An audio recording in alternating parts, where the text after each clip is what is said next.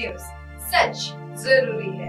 यह है MNS news network और आप देख रहे हैं एमएनएस न्यूज टीवी। मैं हूं आपके साथ सोनल। तो आइए देखते हैं आज कुछ खास खबर।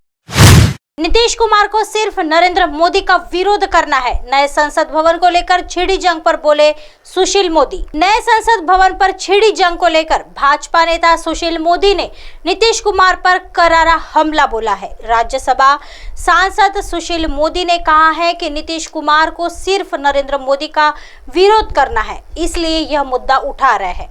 उन्हें पीएम मोदी जी से व्यक्तिगत द्वेष है। नीतीश कुमार मोदी जी से जलते हैं तथा घृणा करते हैं। सुशील मोदी ने कहा कि नीतीश कुमार को यदि उद्घाटन कार्यक्रम में नहीं आना है तो मत आए, मगर यह कहना कि संसद भवन की जरूरत क्या है उनकी मानसिकता को उजागर करता है। सुशील मोदी ने कहा कि 2026 के पश्चात लोकसभा का नया परिसीमन होगा तो सदस्यों का आंकड़ा बढ़ सकता है। नए सदस्य का अभिभाषण होता है तो बाहर से कुर्सियां लगानी पड़ती है, तब जाकर सभी लोग बैठ पाते हैं। सुशील मोदी पुराना भवन 90 वर्ष का हो गया है तथा नया भवन बना है, तो इसका विरोध क्यों किया जा रहा है?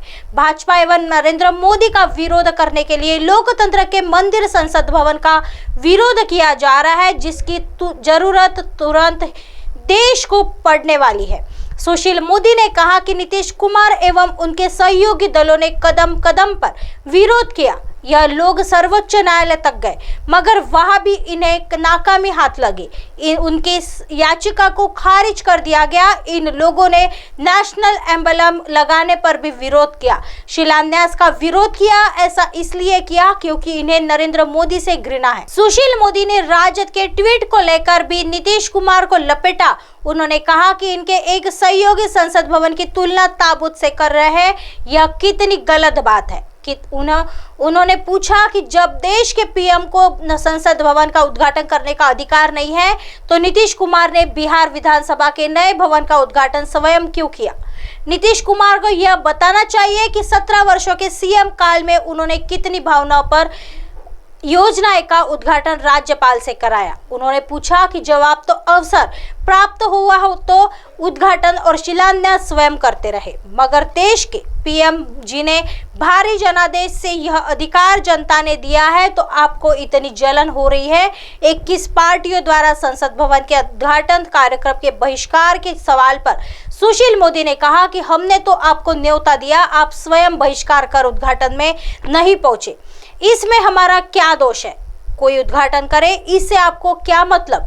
आपको तो आना चाहिए था, मगर आपको केवल आवश्यक करना है, इसलिए नहीं आए। कि नीतीश कुमार को इस बात से जलन है कि इसका श्रेय पीएम नरेंद्र मोदी को क्यों मिल रहा है। आइए बढ़ते हैं अगली खबर की तरफ। नए संसद के निर्माण में काम करने वाले कर्मियों को पीएम मोदी ने किया सम्मानित। प्रधानमंत्री नरेंद्र मोदी ने रविवार को नए संसद भवन का उद्घाटन करने के बाद इसके निर्माण में जुटे कर्मियों को सम्मानित किया। मोदी ने लोकसभा अध्यक्ष ओम बिरला के साथ नए संसद भवन का उद्घाटन करने के बाद इसके निर्माण में काम करने वालों का अभिनंदन किया और उनके योगदान के लिए शॉल और स्मृति चिन्ह भेंट किए। प्रधानमंत्री से सम्मान पाने वाले कर्मियों में पश्चिम बंगाल के सुंदरबन के सत्य रंजन दास भी शामिल है। दास ने निर्माण स्थल पर श्रमिकों के लिए पानी और भोजन की व्यवस्था की थी। मोदी ने ओडिशा के चांदीपुर के पुरंजन दलाई और राजस्थान के बाड़मेर के किशन लाल को भी सम्मानित किया, जिन्होंने नए भवन की लॉबी के डिजाइन पर काम किया था। वडोदरा से देवलाल सुखार और बिहार से अनिल कुमार यादव ने संसद की बाहरी दीवार पर बहुला पत्थर लगाने का काम किया। पूर्वोत्तर के सुब्रत सूत्रधर ने बांस लगाने का काम किया। झारखंड के मुजफ्फर खान ने मैकेनिक के रूप में काम किया और निर्माण के दौरान सभी मशीनों को चालू रखा। दिल्ली के धर्मेंद्र ने गैस वेल्डिंग का काम किया और वाराणसी के आनंद विश्वकर्मा ने नए भवन में दोनों कक्षों की छत और कुर्सियों का काम किया। नए भवन का शिलान्यास समारोह दिसंबर 2020 से पीएम मोदी द्वारा किया गया था और रविवार को इसका उद्घाटन किया गया। आइए बढ़ते हैं अगली खबर की तरफ।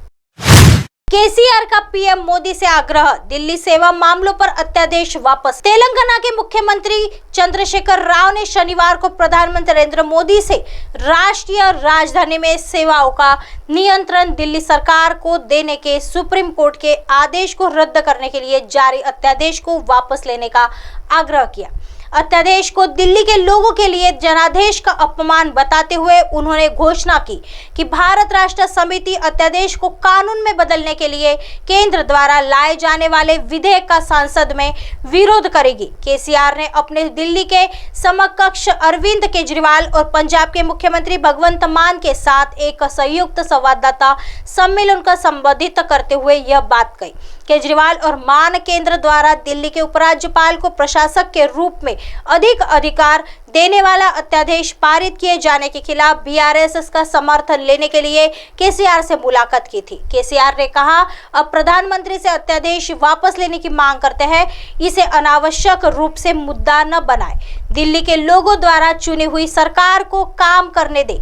उन्होंने आरोप लगाया कि मोदी सरकार ने अध्यादेश जारी कर दिल्ली के लोगों का अपमान किया है, क्योंकि उन्होंने आम आदमी पार्टी सरकार को काम करने के लिए जनादेश दिया है।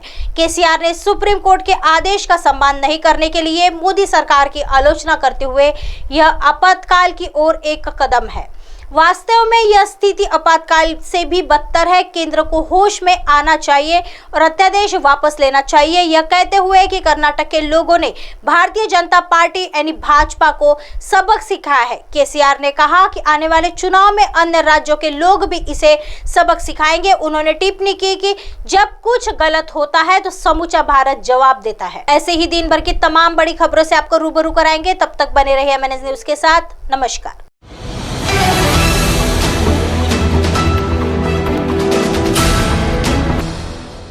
ये है MNS न्यूज नेटवर्क और आप देख रहे हैं MNS न्यूज।